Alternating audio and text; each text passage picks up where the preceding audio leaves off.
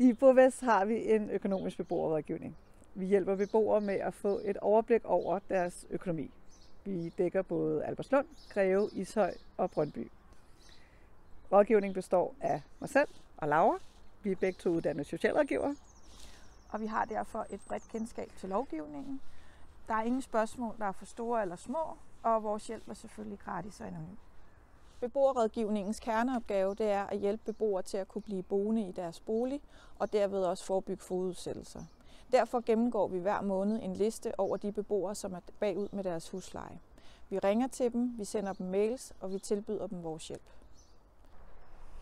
Vi kan se, at vores indsats virker.